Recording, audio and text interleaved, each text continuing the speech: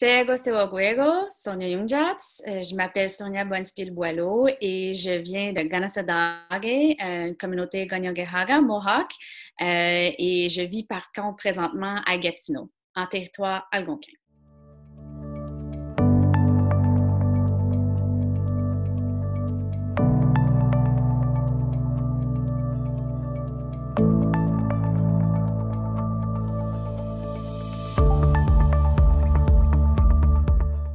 Le souvenir le plus marquant pour moi de monter à l'Université de Montréal, c'est en fait la découverte du cinéma international. Je connaissais rien avant au cinéma des autres pays. C'était pas vraiment accessible pour moi avant. Puis c'est vraiment grâce à l'Université de Montréal que j'ai découvert les talents de tout plein de réalisateurs et réalisatrices à travers le monde.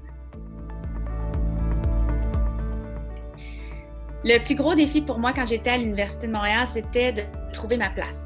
J'étais très gênée. J'avais l'impression que, surtout au début, que c'était peut-être plus que moi, là, que j'allais pas être capable de réussir. Mais grâce aux enseignants, grâce à la matière, j'étais en amour avec la matière qu'on enseignait, aux cours, aux films. J'ai trouvé ma place, puis je suis contente d'avoir tenu le coup jusqu'au bout.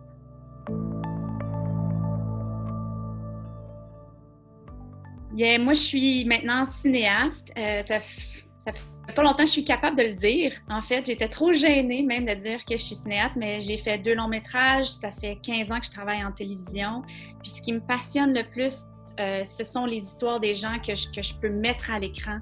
C'est de créer des personnages forts, toujours des personnages autochtones, parce qu'on a besoin de se voir à l'écran. On a besoin de décoloniser l'écran, comme on dit, et je suis contente de faire partie de ça.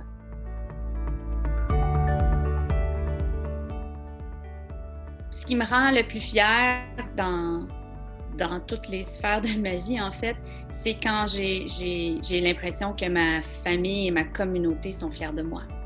Puis, c'est quelque chose que j'ai avec moi dans tout ce que je fais. Tout projet que je commence, que ce soit un film ou n'importe quoi, j'ai ma communauté dans mon cœur. Puis ce qui est le plus important pour moi, c'est que ma communauté soit fière de moi en bout de ligne quand le projet est accompli.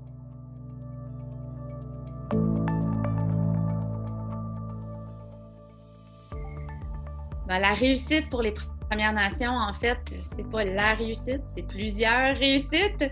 C'est n'importe quelle petite étape de cette magnifique montagne à laquelle je faisais illusion qu'on franchit. Donc, c'est sentir qu'on a accompli quelque chose. C'est le sentiment de j'ai commencé, j'ai persévéré et j'ai terminé. Puis ça peut être un projet, un cours, une thèse.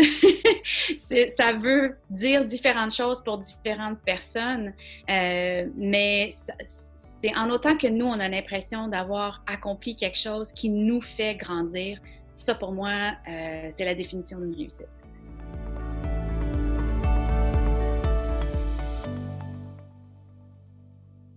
Je pourrais avoir tout plein de conseils à donner, mais un que moi, j'aurais aimé entendre quand j'étais à l'université, c'était justement de ne pas voir chaque projet, chaque travail, chaque cours comme une montagne impossible à grimper. Quand on est autochtone, on se sous-estime constamment. T'sais, on sous-estime nos capacités, puis on a tendance à voir ces montagnes-là comme si c'était impossible à accomplir, alors que c'est tellement pas vrai. C'est en nous la réussite, c'est en nous, je veux dire, on est fort, on est résilient, on est capable de la franchir, la montagne. C'est dans notre tête qu'on a l'impression qu'on n'est pas capable. Fait que ça prend juste un petit peu plus de courage puis de persévérance.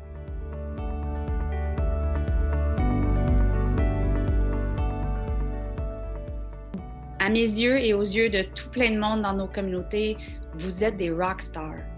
Vous êtes persévérants, vous êtes forts et vous êtes les ambassadeurs de toutes nos communautés. Puis, il n'y a rien de plus fort qu'un autochtone éduqué et instruit. Et vous allez devenir des ponts entre les nations autochtones et non autochtones et vous êtes les bâtisseurs d'un meilleur monde. Je sais que ça sonne utopique, mais c'est tellement vrai. Moi, j'y crois. Fait que je veux juste vous dire, Nyawagoa, merci beaucoup du fond de mon cœur d'être là, de continuer à étudier puis de devenir là, les étoiles filantes qu'on a besoin en ce moment-là.